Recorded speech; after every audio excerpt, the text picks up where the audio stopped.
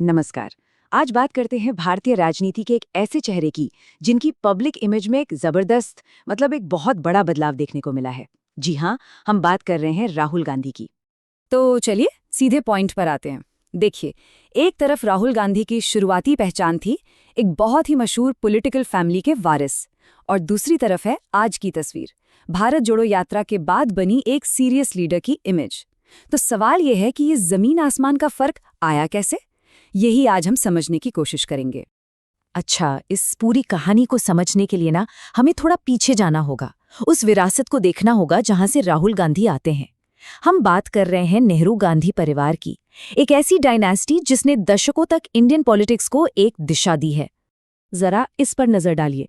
उनके परदादा जवाहरलाल नेहरू, उनकी दादी इंदिरा गांधी और उनके पिता राजीव गांधी, ये सभी भारत के प्रधानमंत्री रहे हैं। मतलब आप सोचिए, उम्मीदों का बोझ कितना ज्यादा होगा। ये समझना बहुत जरूरी है, क्योंकि ये उम्मीदें और दबाव दोनों ही उनके शुरुआती सफर का एक बहुत बड़ा हिस्सा थे। और इन्हीं भारी भरकम उम्मीदों के बीच शुरू हुआ उनका पॉलिटिकल करियर, जो सच कहें तो चुनौतियों और विवादों से भरा हुआ था। यहीं से कहानी का वो हिस्सा शुरू होता है जहां अपनी एक अलग पहचान बनाना उनके लिए सबसे बड़ा चैलेंज बन गया। इसी दौरान एक शब्द उनकी पहचान के साथ बहुत जोर शोर से जोड़ा गया, पप्पू। ये असल में उनके पॉलिटिकल विरोधियों और सोशल मीडिया पर चलाया गया एक कैंपेन था। इसका मकसद था उनकी लीडरशिप और उनकी गंभीरता पर सवाल उठाना, और ये उनकी इमेज के लिए एक बहुत बड़ा चैलेंज बन गया। और मुश्किलें सिर्फ यहीं तक नहीं थीं। उनके कई पब्लिक स्टेटमेंट्स पर विवाद खड़े हो जाते थे।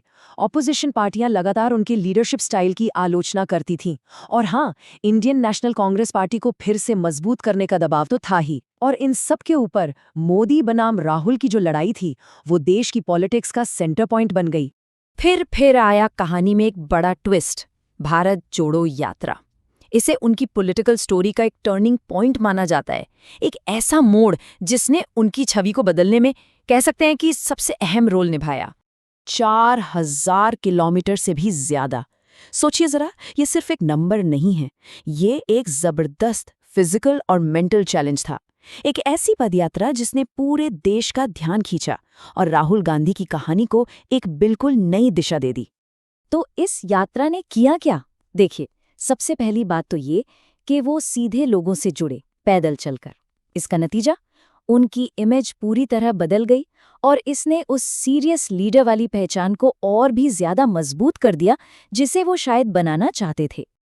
तो ये जो नया बदलाव है, जिसे कुछ लोग राहुल 2.0 भी कह रहे हैं, ये असल में दिखता कैसा है? क्या ये कोई नई स्ट्रैटेजी है, कोई नया फोकस है, या फिर हम एक नए लीडर को उभरते हुए देख रहे हैं? ये टेबल यात्रा से पहले और बाद का फर्क बिल्कुल साफ साफ दिखाती है। पब्लिक परसेप्शन को ही ले लीजिए।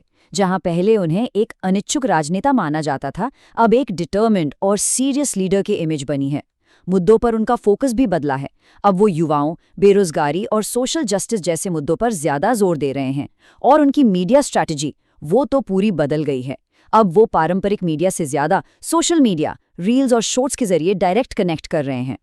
और हाँ, उनकी इस नई फिटनेस फोकस्ड इमेज से जुड़ी एक दिलचस्प बात, राहुल गांधी कराटे में ब्लैक बेल्ट हैं। है ना सरप्राइजिंग? ये उनकी पर्सनालिटी का एक ऐसा पहलू है जो उनकी इस बदली हुई पब्लिक इमेज से काफी मेल खाता है। तो अब आते हैं सबसे बड़े और सबसे अहम सवाल पर। ठीक है, इमेज में बदलाव आ गया, लेकिन क्या ये पर्सनल ट्रांसफॉर्मेशन पॉलिटिकल जीत में बदल सकता है?